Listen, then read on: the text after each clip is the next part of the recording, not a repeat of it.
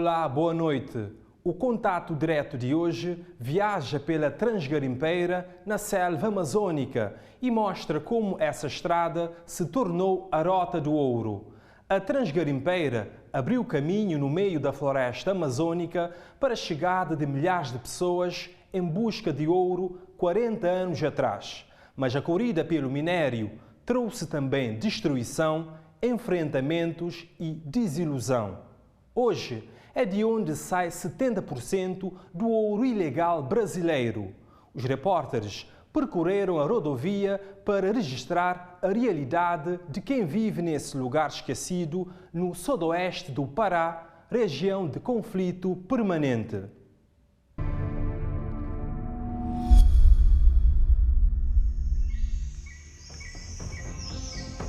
No meio da floresta amazônica, o clarão evidencia mais um crime.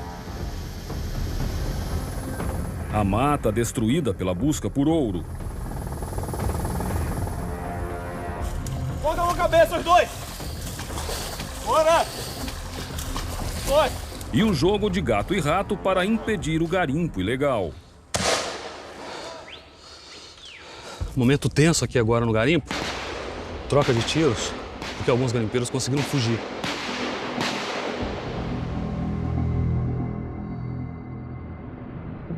Estamos em Itaituba, no Pará. A cidade, a 1.300 quilômetros de Belém, está numa região dominada pelos garimpos.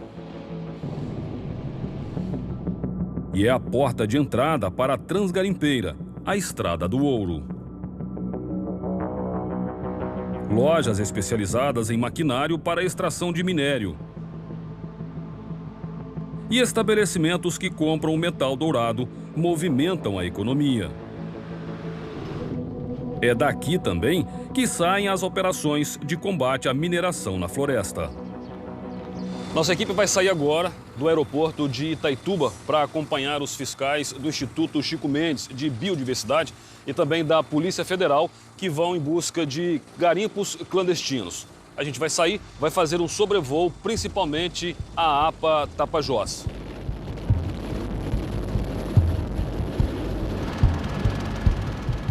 A área de proteção ambiental Tapajós tem 2 milhões de hectares. A região é uma das mais afetadas pelo garimpo ilegal. Em um ano, foram extraídas 9 toneladas de ouro. No caminho, várias clareiras surgem na mata. De longe é possível ver dragas e máquinas usadas na extração de minério. Os 4 helicópteros que participam da operação iniciam a descida. Chegamos a um garimpo que já tomou uma área gigantesca no meio da floresta.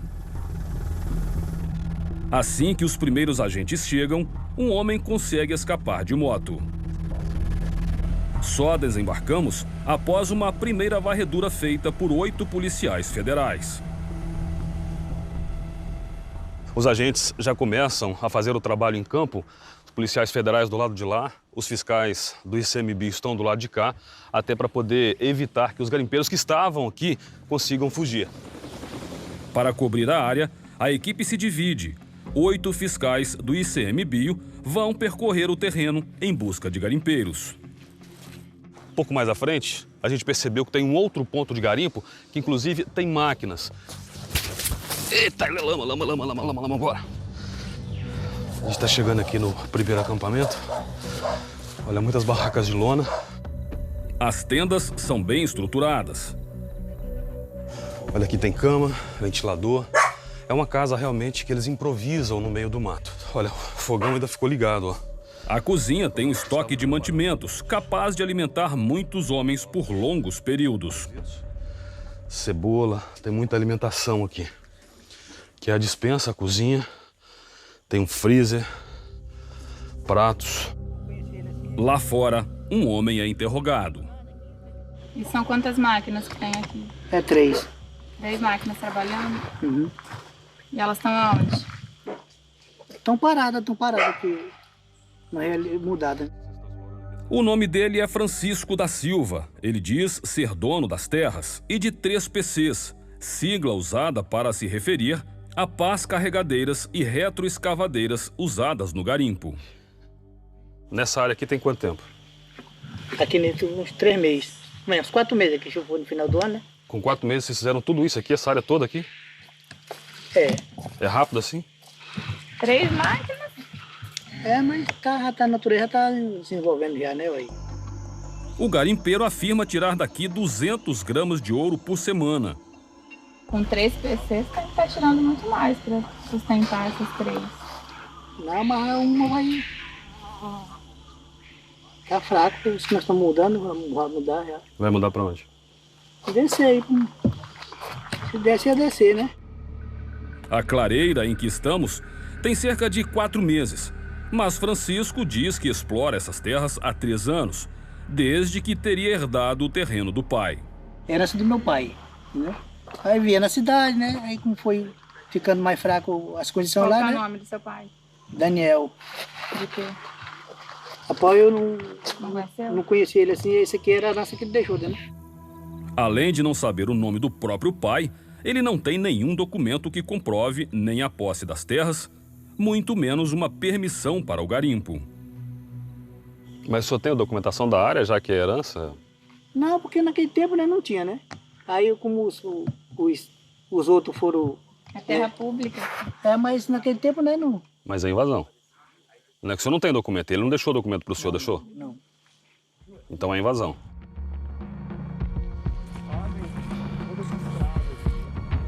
Os fiscais agora querem encontrar as 3 máquinas usadas neste garimpo. Eles seguem por outra trilha na mata. Olha a dificuldade que há para chegar nos pontos onde as máquinas ficam. É difícil passar por esses locais por conta da lama. A tensão aumenta quando um dos agentes percebe uma movimentação. Eles estão tirando a máquina, gente. Logo à frente, um homem e uma mulher são avistados.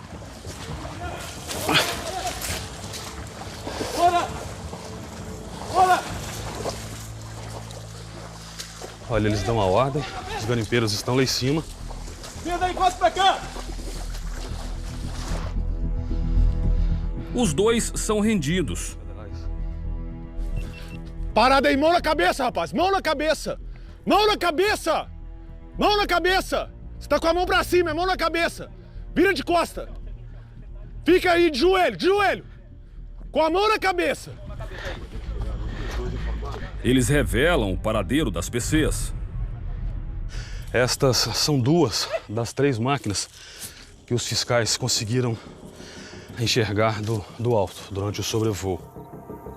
A polícia reúne 3 garimpeiros e a cozinheira do acampamento. Tem quanto tempo que vocês estão garimpando aqui, nessa região, nesse local? Aqui nesse garimpo aqui, eu mais ela, nós estamos com 2 anos aqui. Nós estamos com 2 anos trabalhando com esse dono aqui, não tem? 1 ano e 3 meses sem nós ir em casa, porque ele endividou com nós aí e não pagou. Eles contam que trabalham para Francisco. O garimpo foi dividido em 2.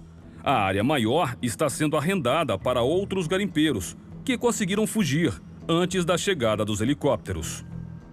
Pode ver que o trecho de terra comida aí, grande, é esse pessoal que está na terra dele, dono dessas outras máquinas. Segundo o grupo, essa parte que exploram tem baixa produtividade. Como eles levam uma porcentagem do ouro que encontram, todos aqui estão sem pagamento. Aí, vocês são de Itaituba, estão trabalhando aqui 1 ano e 3 meses e não receberam nada? Não. Eu e ela não, os outros têm... Vocês são casados? São. Isso. Patrícia só não desistiu do trabalho aqui porque tem esperança de receber tudo que Francisco deve. Você tem quanto para receber dele? Se fosse hoje, era 100 gramas de ouro. De trabalho. De trabalho. Nos garimpos, o grama de ouro hoje vale cerca de R$230, o que faz a dívida do patrão dela ser de cerca de R$23 mil. Você não acha que é um trabalho escravo, análogo à escravidão, porque você não estava recebendo nada? Ah, mas a gente fica com esperança que vai receber, né? Que vai tirar um barranco bom, vai dar de pagar, e a gente vai ficando, vai ficando. Você tem filhos? Tenho. Quantos? 2. A Nelma e o Neymar. 1 ano e meio sem ver eles. Tem saudade? Tenho. Do lado de fora, os agentes estão prontos para destruir o garimpo. Eles começam pelas duas máquinas. Os equipamentos só são queimados nas operações quando não há como tirá-los da mata. Impossível tirar, né? Você viu a dificuldade que é pra gente chegar aqui nesse local, né? Ou é de aeronave, né? Ou não chega, porque pra gente vir de veículo, eles já não... Quando a gente adentrar ali na Transgarimpeira, eles já vão começar a cercar a gente e bloquear a estrada. É praticamente impossível, né? A única forma é aérea, então não tem como a gente remover esse equipamento aqui. Os garimpeiros interrogados indicam onde está a terceira máquina. Com isso aqui que eles fazem toda a destruição. Antes de ser incendiada, a pá carregadeira vai operar uma última vez. É com ela que os agentes vão desmontar o acampamento maior. As tendas são vistoriadas. A polícia encontra frascos de mercúrio, munição de fuzil e o estojo vazio de uma pistola. Os garimpeiros são autorizados a recolher mantimentos suficientes para passar alguns dias na mata, até conseguirem retornar para a cidade. Todos eles serão autuados e responderão criminalmente. Mas ninguém vai sair daqui preso, porque não há espaço nos helicópteros para transportar mais pessoas além dos agentes. Quanto você acha, ou que vocês calculam, que ele estava tirando por dia de grama de ouro aqui? Pela quantidade de máquinas que a gente viu, o nível das motobombas que eles usam nos barrancos, em média uns 200 gramas por dia de ouro deve sair aqui do garimpo facilmente, sabe? Não é pouco, né? Não, não é pouco, é muito. Conforme as barracas queimam, é possível ouvir o estouro das munições que os garimpeiros deixaram para trás. Quando as equipes se preparam para concluir a operação, os agentes são surpreendidos.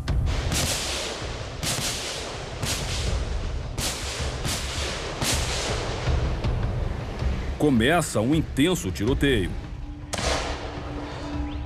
Momento tenso aqui agora no garimpo. Troca de tiros, porque alguns garimpeiros conseguiram fugir. Correram para o mato.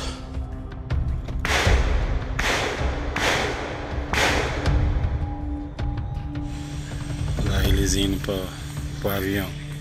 O fogão lá. Estas são imagens feitas por um dos garimpeiros que conseguiram fugir. Já subi, destruíram tudo. Fica claro que os primeiros disparos vêm da mata.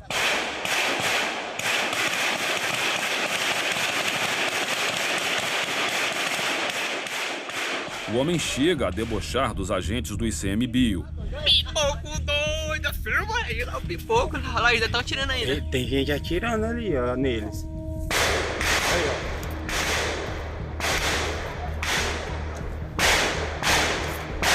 ó. O tiroteio dura cerca de 1 minuto. A gente não pode sair daqui enquanto os agentes da Polícia Federal não autorizarem. Por enquanto a gente tem que ficar aqui aguardando. Olha, a primeira aeronave o motor já é acionado, para a gente poder então deixar o local.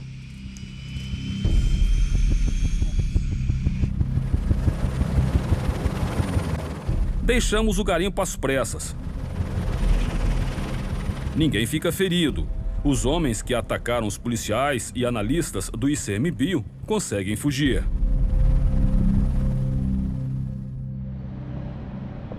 Desembarcamos no aeroporto de Itaituba. Vários aviões de pequeno porte estão enfileirados por ali. No passado, aeronaves como essas eram a única forma de chegar aos garimpos. Hoje, é possível percorrer a região por uma estrada feita exclusivamente para atender à exploração do ouro. Vamos fazer um intervalo e, em seguida, acompanhe as dificuldades que moradores e motoristas enfrentam em período de chuvas.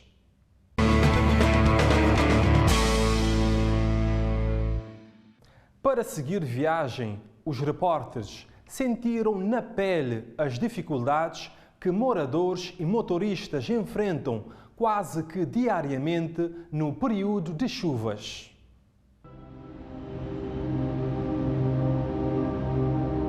Para chegar à Transgarimpeira, nosso ponto de partida é o trecho urbano da Transamazônica, ainda em Itaituba.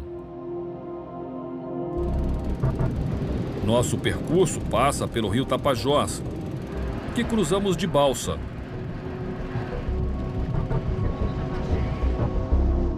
Seguimos pela BR-163.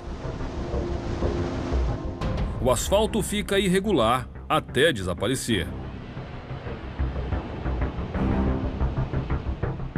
É só uma amostra do que nos espera. 7 horas depois de sair da cidade de Itaituba, nossa equipe finalmente está chegando ao distrito de Moraes Almeida. Que amanhã, bem cedo, vamos seguir por esta outra rodovia aqui. Uma rodovia estadual. É a Transgarimpeira. A estrada foi idealizada durante o regime militar com o objetivo de facilitar o acesso à reserva garimpeira de Tapajós, criada pelo governo como uma compensação pelo fechamento do garimpo de Serra Pelada em 1983. A Transgarimpeira começa aqui, em Moraes Almeida. O distrito serve de ponto de parada para garimpeiros e caminhoneiros que transportam minérios extraídos por indústrias na região. Você ia enfrentar aqui, a Transgarimpeira desistiu?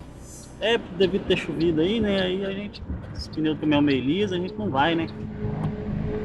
É temporada de chuvas no norte do Brasil. Nessa época, a Estrada do Ouro vira Estrada da Lama. Olha o que a gente acabou de flagrar aqui, ó. Esse caminhoneiro seguia, tentava descer aqui este morro. Como choveu muito durante a noite, o caminhão acabou deslizando para o canto da estrada. Olha, um buraco grande. E aí um companheiro dele parou aqui agora para ver se consegue tirar, olha, ajudar. O caminhão está sendo rebocado para que ele possa seguir, então viagem agora, ó.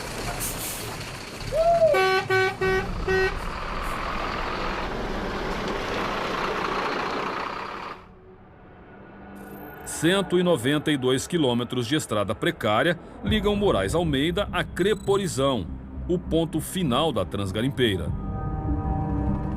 Dali, quem vai para os garimpos clandestinos segue em caminhos escondidos mata adentro. A extensão nem é tão longa, mas o percurso pode durar vários dias.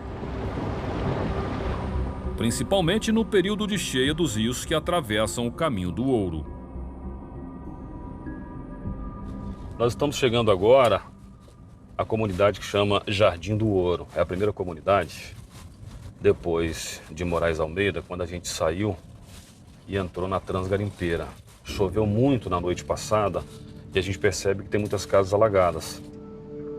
Para seguir viagem, precisamos cruzar o rio Xamanchim, mas com o transbordamento fica quase impossível chegar na balsa.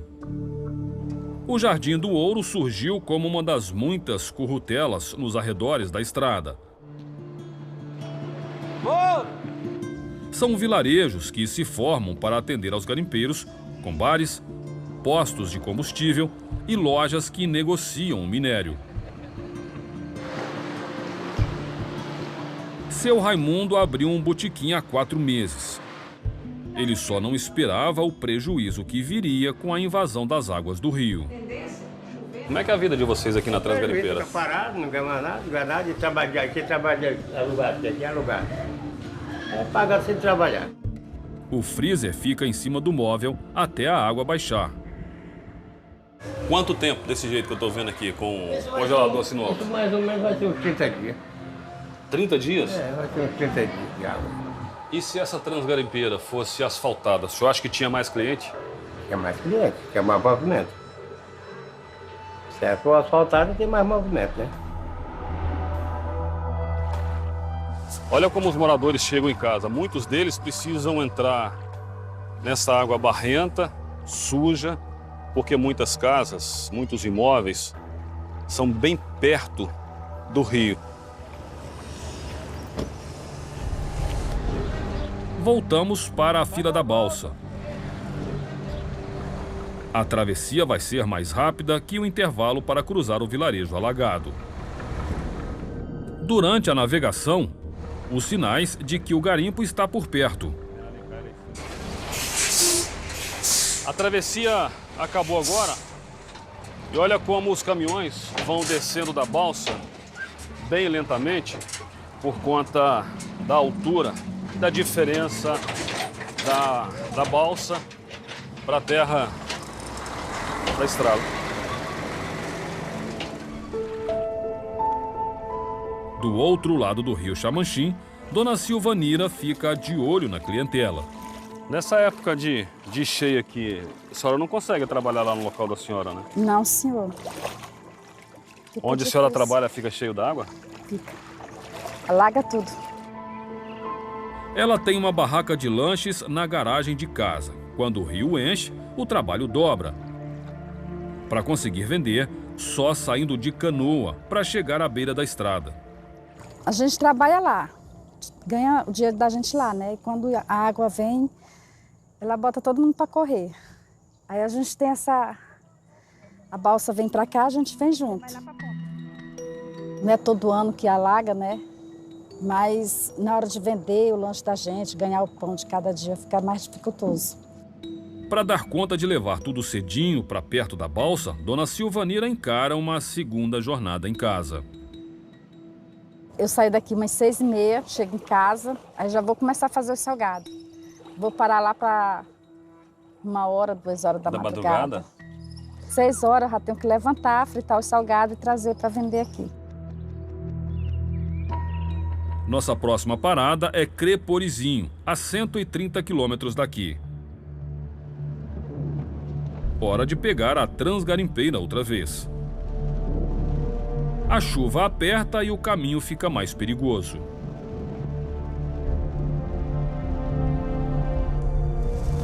A gente vai passar agora numa ponte, olha, é uma das pontes improvisadas que são construídas ao longo dessa rodovia.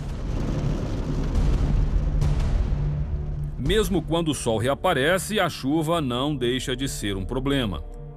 Nós precisamos parar agora, porque, olha só, a estrada está toda alagada. Aquele carro que vinha agora acabou desligando o motor por conta da água. O motorista está esperando um pouquinho para ver se ele consegue ligar o veículo de novo, para ele terminar de passar esse ponto aqui alagado. Travou o motor? O que houve? Parou tudo? Deu para entender, estava vindo em segundo tempo, ela parou. Seu Luiz vinha do início da Transgarimpeira em Moraes Almeida. Ele está acostumado a enfrentar lama e alagamentos pela estrada.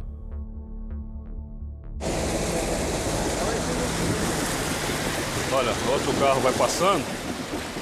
Ele vai parar aqui na frente. Vamos ver se ele ajuda o seu Luiz aqui. A picape do rapaz ali apagou do nada ali. Você não consegue puxar ele? Dá uma força para ele ali, para puxar ele, para tirar ele dentro d'água pelo menos? Ele tem corda lá, tem? O senhor tem corda lá, seu Luiz?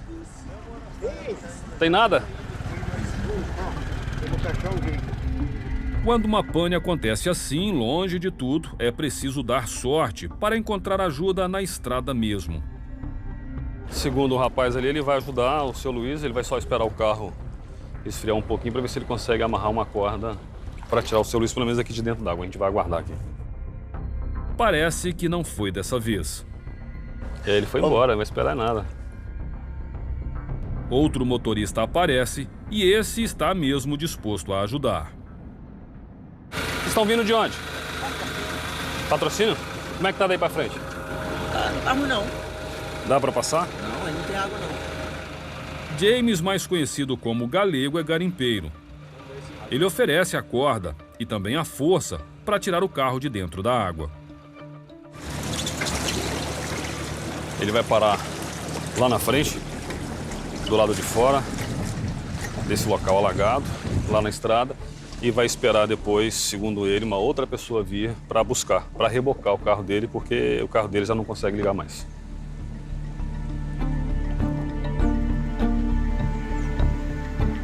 Para não ficarmos na mesma situação do seu Luiz, também pedimos a um caminhoneiro para nos puxar até o fim do alagamento.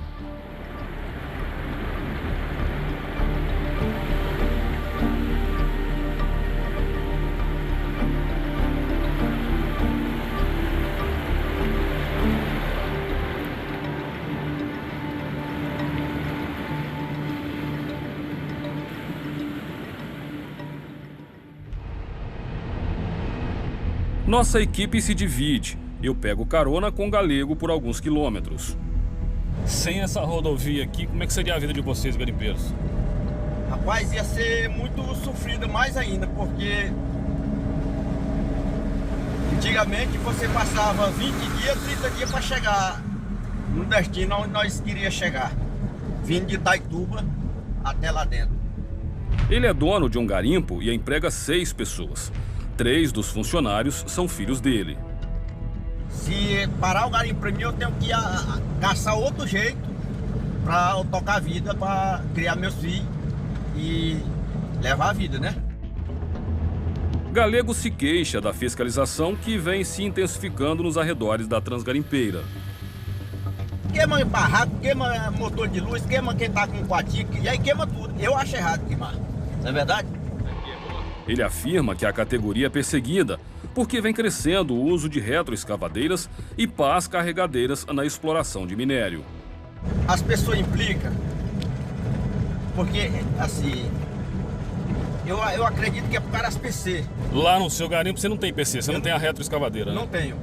Como é que você trabalha lá? Trabalho no tatuzão. O tatuzão consiste na escavação do solo com mangueiras e tubulações ligadas a motores.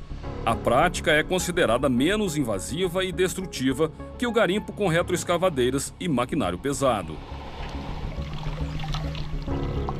A terra sai e o ouro fica na bateia, que o ouro é mais pesado. Seu João trabalha neste garimpo próximo à margem da estrada. Como é que tá a vida no garimpo hoje? Pai, não é muito boa não, mas dá para o cara trabalhar. A busca dele pelo ouro começou em 1976. Antigamente, quando eu entrei no garimpo, lá trabalho era manual, né? Com pau, uma péula. Era braçal, não tinha esse negócio de PC, não tinha essas máquinas aí que tem hoje aí, não tinha. Ele conta a mesma história de ambição e ilusão que faz tantos homens dedicarem a vida ao garimpo. O senhor já ganhou muito dinheiro com ouro, com garimpo? Pô, eu ganhei uns trocados já, baú. Mas você sabe como é que é, né? O cara solteiro vai ali na vila e toma uma cervejinha e gasta com a mulherada e aí vai. Quase 40 anos de trabalho não garantiram ao seu João uma casa própria e uma aposentadoria tranquila. Só tinha uma casinha em Itaituba, se separei mais a mulher, ela ficou e minha vida é essa. Aqui eles também usam o tatuzão. O garimpo pequeno não tem estrutura para arcar com as PCs, que custam em média R$600 mil. Seu João, o pessoal fala que o garimpo destrói muito o meio ambiente. Qual é a opinião do senhor sobre isso? É assim, o pessoal fala que destrói o meio ambiente, divide mata, né? Mas aqui, que nem nós estamos trabalhando aqui, não tem mais mata. Eles falam que o cara contamina a água com o mercúrio, mas isso é só ilusão. O mercúrio, que os garimpeiros chamam de azogue, é usado para separar o ouro dos outros minérios e da terra durante as escavações. Ele funciona como um ímã. Vamos supor, tem um azogue aqui é um azogue, né? Essas daqui, vamos supor que é 1 grama de azogue, pega 2 gramas de ouro, tá entendendo? É assim que funciona, é pra ele juntar. O mercúrio é um metal pesado que contamina as águas dos rios e os peixes.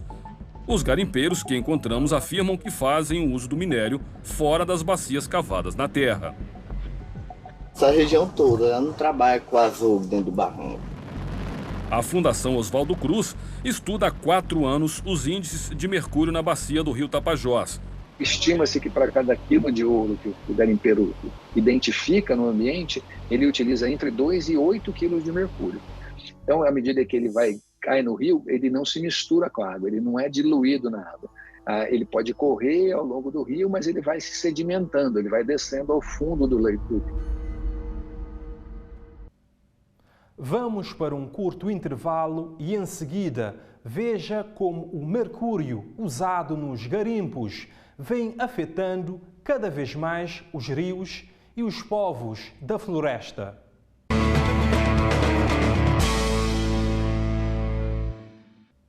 O mercúrio usado nos garimpos vem afetando cada vez mais os rios e os povos da floresta, que já apresentam sequelas por causa do metal pesado no sangue.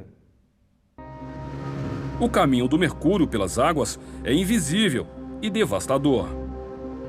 Esse rio não era essa cor, era bem limpinho, era bem azulzinho, né? A gente era bem claro mesmo. Onde a gente frechava peixe na época, e agora a gente não frecha mais peixe por causa da sujeira da água mesmo, né? Que a gente não vê mais nada. Estamos no ponto em que o rio Tapajós encontra o Xamanxim. Para nós o rio é uma mãe, é um leite, né? É onde a gente se cria. E o rio para nós é um rio sagrado. Essa região é casa do povo Munduruku. 95 pessoas moram aqui na aldeia Munduruku. Em 2019, todos os índios cederam sangue para passar por análises clínicas, para saber a influência do garimpo aqui nessa região. O resultado é que todos eles estavam contaminados por mercúrio. E as piores situações eram das crianças, com os índices mais altos. Rilcélia é mãe de 2 meninas. Depois de perceber diferenças no crescimento das filhas, pediu para participar dos testes da Fiocruz de detecção de mercúrio. O resultado te assustou? Assustou muito, porque a gente sabia que a gente tinha, mas a gente não esperava que fosse tão alto. Principalmente com as crianças, né? Principalmente com uma das crianças que eu tenho, né? Que deu um índice muito alto. A filha mais velha, Ricleia, de 9 anos, tem praticamente a mesma estatura da caçula, Vitória, de 6. Eu acho que o desenvolvimento dela aqui está sendo mais lento, né? Em questão de crescimento. E assim, ela não está conseguindo desenvolver que nem uma criança assim, normal consegue, né? O mercúrio não é um metal presente no organismo de uma pessoa saudável. A Agência Norte-Americana de Proteção Ambiental, instituição de referência, considera o limite de 1 micrograma de mercúrio por grama de peso. Acima disso, há risco para a saúde. Ele pode se depositar no sistema cardiovascular, nos rins, no fígado, nas glândulas endócrinas, em diferentes partes do corpo humano. O exame de Ricleia apontou uma concentração de 22,1 microgramas de mercúrio, 20 vezes acima do aceitável, o que representa um risco muito alto de complicações. Eu acho que eu comia muito peixe quando eu estava grávida. Então foi aí que eu acho que ela se contaminou. Deusiano é professor da única escola da comunidade, construída pelos próprios indígenas. Além das dificuldades com a falta de estrutura do lugar, ele enfrenta as primeiras sequelas do mercúrio que carrega no organismo. Eu não apoio muito bem a perna esquerda, né? Quando eu vou andando também. Aí eu esqueço de algumas coisas também. Ele não é o único da família com sintomas. Tem a minha mãe também, que está autíssimo dela também, né? E ela anda reclamando também, somente na saúde dela, né? O garimpo está muito perto da comunidade. Aldeias vizinhas já convivem com a mineração. Alguns indígenas permitem a exploração ilegal de terras cobrando uma porcentagem pelo ouro extraído. Vem acontecendo a garimpagem dentro das terras indígenas homologado. Se tiver alguns garimpeiros dentro dessa terra aqui, não vai trabalhar, porque eu vou denunciar.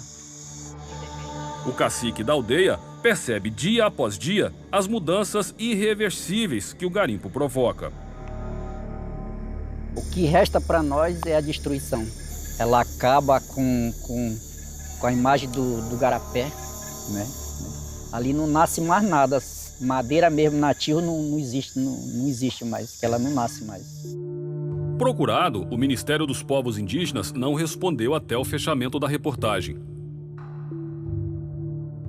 Entre 2010 e 2020, o garimpo em terras indígenas cresceu 495%. E o epicentro da exploração ilegal é a bacia do rio Tapajós. O território Munduruku é o segundo mais devastado, com uma perda de 1,5 milhão de hectares. O levantamento mais recente do Ministério do Meio Ambiente apontou que a região de Itaituba, onde está a Transgarimpeira, teve quase 5 hectares desmatados entre janeiro e março deste ano. Esta área de mineração fez da floresta uma mistura de pasto com deserto. A areia se espalha até encontrar o gramado. Nem parece que estamos no meio da Amazônia. Ao longo da Transgarimpeira é possível, as imagens do satélite mostram, tem bastante pasto ali ao longo daquela área, e ao redor tem ali as cicatrizes dos garimpos. De volta à Transgarimpeira, conhecemos o Joia. Ele veio para a estrada buscar diesel para abastecer as retroescavadeiras que usa em suas terras. O senhor está aqui há quantos anos, né? 37 anos. Já tem uma vida aqui, né? Ajudou a construir isso aqui, né? Quando a estrada chegou aqui, com 20 dias, cheguei atrás. Joia diz que entrou com um pedido de PLG, a permissão de lavra garimpeira. O documento é emitido pela Agência Nacional de Mineração, após uma liberação municipal. A área de exploração é de até 50 hectares que não podem ser em território indígena. Joia se queixa de ainda não ter recebido a licença. Procura os órgãos competentes para a gente se registrar, qualquer coisa. Aí nós não podemos se registrar porque essas áreas já estão cobertas por essas empresas de fora. Aí não tem como nós registrar nosso pedacinho pequenininho, de 50 hectares, que para nós eles só dão em 50 hectares. Nos últimos 4 anos, cresceu o número de PLGs emitidas pela ANM. Em 2019, foram 95. No ano seguinte, o número mais que dobrou. Em 2021, no auge da pandemia, foram 101 novas autorizações. E no ano passado, quase o triplo, com 276 novas licenças. A prefeitura só pode fornecer esse licenciamento depois que a PLG foi publicada. É onde muitas pessoas cometem um erro de achar que quando sai um número do processo já estão devidamente documentados, acham que já pode ir para a área, e aí acaba acontecendo todo esse problema deles estarem trabalhando em uma área onde ainda não foi devidamente documentado. Então a PLG que não tem valor nenhum. Aí vem o pessoal aí e diz que não vale nada. Quem dá é a prefeitura. E quem vem o pessoal da Federal, da SEMA, do IBAMA, essa turma. O poder público vem fechando o cerco ao garimpo ilegal. Entre as medidas está o mapeamento do minério que circula no mercado. A porta de entrada são as lojas de compra de ouro. Mais 50% do ouro extraído no estado do Pará, mais de 50% apresentava claros indícios de ilegalidade. Seja porque aquele ouro vinha de uma PLG em que o sujeito declarava extrair o ouro da PLG X e a PLG X está inserida, por exemplo, numa terra indígena, seja porque aquela PLG X nunca teve exploração mineral. De acordo com a nossa apuração, ao longo da Transgarimpeira, as lojas que compram ouro podem ou não emitir nota fiscal. Sem a documentação, elas pagam mais pelo minério, o que estimula a ilegalidade. Nenhum garimpeiro que ouvimos foi cobrado sobre a origem das pepitas na hora da venda. Mas em algum momento eles perguntam para vocês, por exemplo, se é de um local autorizado, ou eles não têm preocupação com isso? Procura nada. Os caras querem saber do manejo.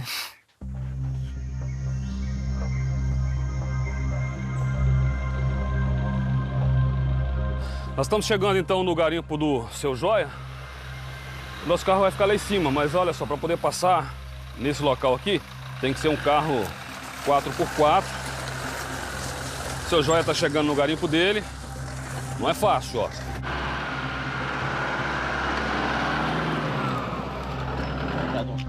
Apesar de dizer que procura seguir a lei, Joia não quis esperar pela PLG. Ele começou o garimpo em suas terras com retroescavadeiras, mesmo sem a autorização. Cada carote deles cabe quanto? 60 litros. A máquina, conforme ela gasta 25 litros por hora trabalhado. O senhor acha que o garimpo ele destrói a floresta, seu João? Destrói, pouco. Eu vou provar para vocês, mostrar para vocês depois na hora da saída, como recupera isso aqui com 5, 6, 10 anos. Isso aqui já está tudo recuperado de novo. Joia também usa mercúrio no garimpo. Se o azogue você engolir, ele não para dentro do teu corpo, ele vai descer direto. O que prejudica é a fumaça. Joia se diz injustiçado. Para seguir explorando a floresta, dribla a fiscalização sempre que o som dos helicópteros fala mais alto que o de suas retroescavadeiras. Tem dias que os helicópteros estão andando aqui por cima, a gente pega e intoca ela no meio do mato, né? A gente trabalha com medo. Quanto mais próximo do fim da Transgarimpeira, menos estrutura para quem vive à beira da estrada. Lá falta de tudo, inclusive o básico.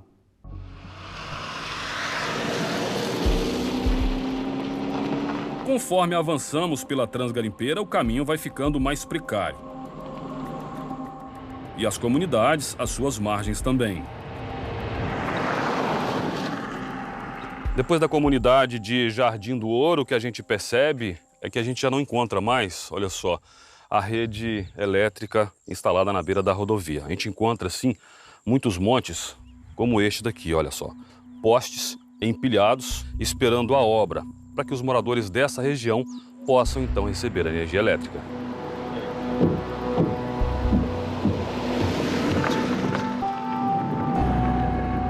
Seguimos até o quilômetro 64.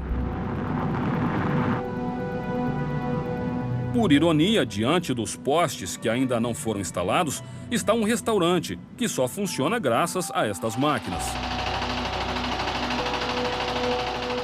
A luz da lâmpada oscila no ritmo do gerador.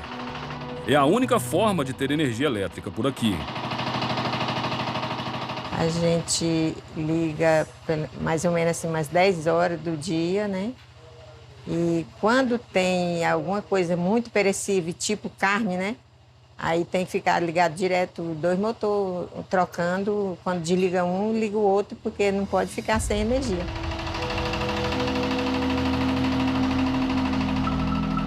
Freezer que funciona com hora marcada. Televisão só durante o dia. E banho sempre frio. É assim que dona Deusuíta faz a conta fechar. Quer saber quanto está o diesel, né? Qual o valor que a senhora paga no litro? É R$7. R$7 no litro? É. 20 litros dá R$140 todo dia. Isso, por dia? Por dia. O gasto chega a R$4.500 por mês. Os 2 geradores funcionam em turnos alternados. É um para noite e outro pro dia, né? O maior de dia e o outro menor à noite. Além do restaurante, as máquinas abastecem os 6 quartos que ela aluga a R$80 à noite.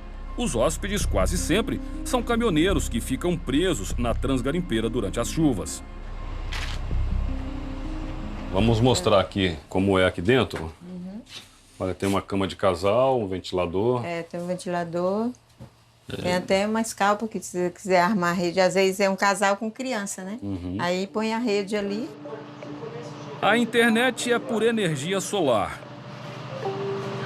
Aí tanto faz ter energia como não e funciona normal. A não ser que aconteça alguma coisa lá na cidade, né? Aí para aqui também. Às vezes fica sem internet. Durante os 35 anos em que mora aqui, dona Deusuíta só ouviu promessas sobre a vinda da energia elétrica e do asfalto. Mesmo com os postes na porta de casa, a esperança se apagou. O meu sonho era ver isso aqui asfaltado também. Energia para todos, né? E aí com energia e a estrada boa, a gente chega rápido onde tem socorro. A senhora está na esperança de que essa rede vai sair rápido? Olha, rápido não vai ser não, porque a gente só se for dessa vez, porque a gente já está acostumado com essa paciência aí de esperar muitos anos. Sei não.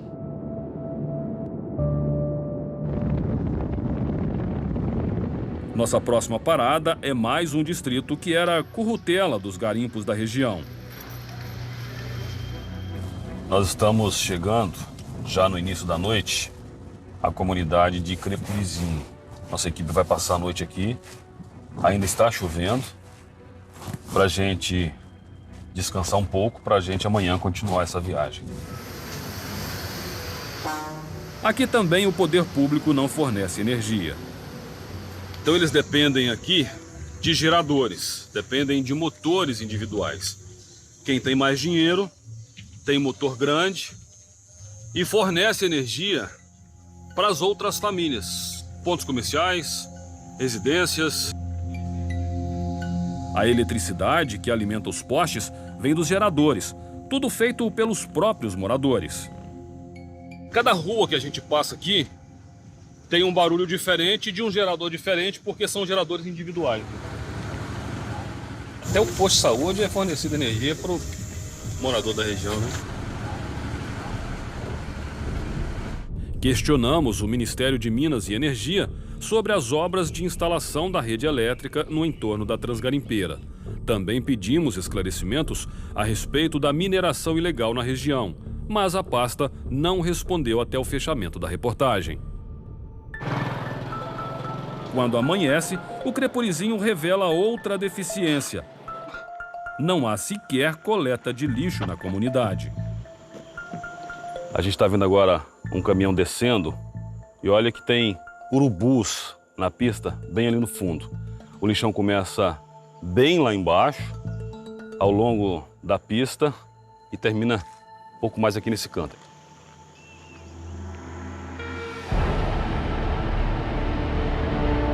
Falta pouco para chegarmos ao fim da Transgarimpeira. Percorremos os últimos 40 quilômetros da estrada em 1 hora.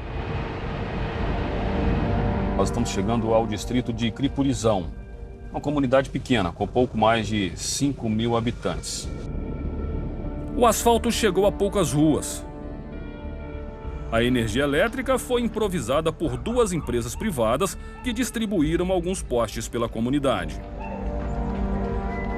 Rodenilton é garimpeiro. Ele tem uma casa aqui em Cripurizão. A água encanada chegou recentemente graças a uma iniciativa da vizinhança. A prefeitura veio, fez o poço, cavou o poço, instalou a caixa toda e deixou. Aí vinha a promessa de fazer a tubulação da rua e não vieram. Com uma vaquinha de R$100 por morador, a água da caixa chega à torneira da casa da família. Quem não teve condições de participar, precisa vir até aqui buscar a água. Qual que foi o serviço deles ali? Ele cavar o poço, mandar cavar o poço e a estrutura. Só isso, mais nada? Só. Os garimpeiros que conseguem uma permissão de lavra, a PLG, passam a recolher impostos municipais que deveriam ser investidos em infraestrutura. Toda a extensão da Transgarimpeira fica na área pertencente a Itaituba. Por telefone, perguntamos ao prefeito Valmir Climaco de Aguiar para onde vai toda a riqueza que os garimpos deveriam gerar para a região. O senhor tem ideia de quantos garimpos tem dentro do município do senhor? Não sei, não, mas tem mais de 400. Todos ilegais? 60% ilegal e 70% legalizado. O ouro que sai de dentro das terras do município de Itaituba, ele rende quanto de imposto para o município? O senhor tem ideia? É 1,5% do valor do ouro. Desse valor de 1,5%, 60% fica para a prefeitura e 40% para o governo federal. E o senhor sabe quanto isso convertido em dinheiro o município está arrecadando hoje? É a faixa de 2,5 milhões, 2,800, 2 milhões. O prefeito diz que investe esses recursos em saúde, educação e asfalto para todos os distritos de Itaituba. Itaituba tem 98% da rua tudo asfaltadinho. Ao longo de 3 mandatos, Valmir Climaco respondeu a pelo menos 8 processos por improbidade administrativa, mas ele diz desconhecer o conteúdo dessas ações. O senhor não sabe que tipo de ação, o senhor não sabe nem se o senhor responde a alguma ação? Meu amigo, acho que você aqui não tem o que fazer. Você tem mais tempo para estar procurando essas coisas aí, eu não sei. Questionado sobre a falta de médico em comunidades como o Jardim do Ouro, o prefeito perde a paciência. Toda sexta-feira ele está lá, consultando. Toda sexta? Uma vez por semana, prefeito? Meu filho, um abraço. A pessoa só tem direito de adoecer uma vez por semana? Bom, ele desligou o telefone. Muitas cidades da Amazônia, muitos prefeitos da Amazônia têm dado licença para garimpos que são, na verdade, totalmente ilegais. Essa transgarimpeira não possui licença ambiental do IBAMA, mas muitos garimpeiros possuem licenças emitidas pelos municípios da Amazônia, e a gente entende que essas licenças não têm validade alguma. Procurado, o governo do estado do Pará, responsável pela rodovia Transgarimpeira, não retornou até o fechamento da reportagem. Em Crepurizão, enquanto não há água e energia elétrica para todos, um pequeno aeroporto atende a poucos privilegiados. A demanda maior por aqui é de aeronaves de pequeno porte, que vêm e vão para os garimpos escondidos na selva, uma rota que o Vanderly conhece bem. Em torno de 4 voos. Por dia? Por dia. R$2.000 por voo? Faixa de 8 mil, 10 mil reais. Ele chegou a fazer fortuna antes da construção da Transgarimpeira, quando o único acesso aos garimpos era pelo ar. Em Itaituba tinha média de 600 aviões voando todo dia para a região de garimpo. Então tinha muito acidente. 6 a 8 acidentes por mês, né, de aviões, amigos que perdia, né, tinha muitos fatais, né, muitos acidentes fatais. Vanderly sofreu 2 acidentes, um em 1983 e outro mais grave em 87. Uma pane derrubou o avião do piloto na mata. Tudo o que ganhou precisou gastar para tentar se recuperar das sequelas. Estava todo deformado, o rosto dele estava muito inchado, o braço dele a gente pegava, estava todo quebrado e ele chorava muito, sem aquele desespero. Ele ficou com o lado esquerdo do corpo parcialmente paralisado. E com fisioterapia e tal, hoje eu ando arrastando, mas eu ando. Hoje, mesmo com a Transgarimpeira, o avião segue sendo transporte para os garimpos mais distantes. E as pistas clandestinas ainda causam acidentes. Eduardinho, amigo de Vanderly, morreu há 3 anos depois de um pouso mal sucedido. Foi, eu acho que por conta de um buraco na pista que veio fazer o avião capotar. Por conta disso, a carga caiu em cima dele e veio a falecer.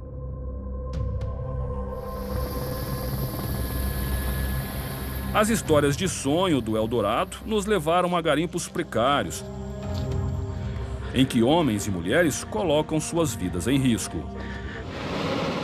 Destroem a floresta e ameaçam a saúde de quem depende da Amazônia. O contato direto de hoje termina aqui. Muito obrigado pela sua atenção. Tenha continuação de uma ótima noite.